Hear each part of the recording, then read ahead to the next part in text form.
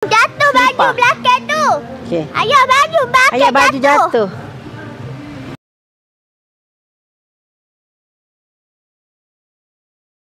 Tengok baju mak dia tu. Ni tengok baju mak, tengok baju mak.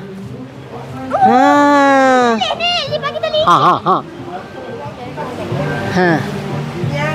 Ya. Mana Kak Yah baju? Alah comel lah baju dia. Kau ni ada nak baju Amel? Nantilah tengok baju mak ni. Kena jubah situ. Sana jubah. Ha? Jatuh baju belakang tu. Okey. Ayah baju belakang Ayah baju jatuh.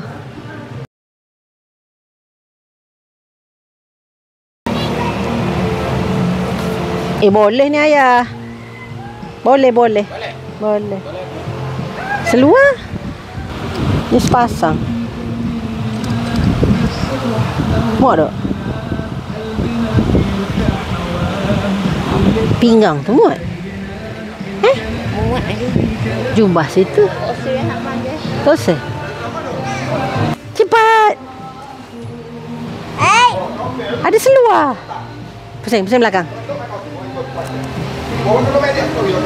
Datang Rizwan pakai seluar pendek koyak, balik pakai seluar cantik. Dia beli lipat lain. Dia tak pandai nak pilih, Mac kena pilih dia. Dia pening nak pilih kat mana. Mac pilih. Ni supaya pakai ni. Boleh tak beres?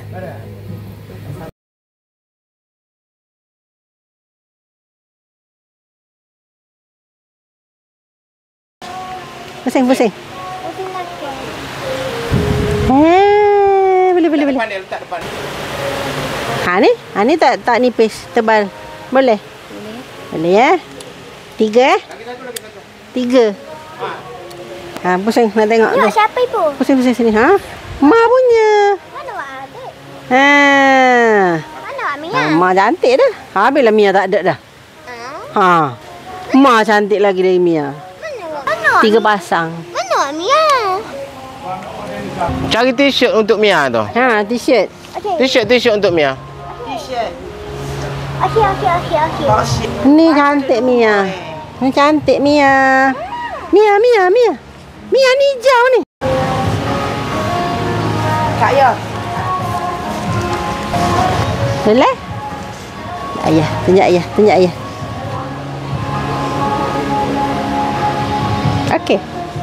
Cantik tak? Nak baju. Boleh lah hijau. Luar. Seluar Mia dah tak ada. Tak muat. Pinggang dia besar, pinggang Mia kecil. Baju biru tak ada? Labu. Boleh. Boleh kan? Boleh. Alright, ambil. Ni tinggi. Begini. Sauk terus je. Ibu bayar. Lah ibu bayar lah. Tengok ayah. Ayah. Ya. Mak ya? Comel dia tu. Model. Ini 2. Rambut baru, baju baru, seluar baru, kan handsome. Jom. Bukan buku Mia, buku ayah. Lara.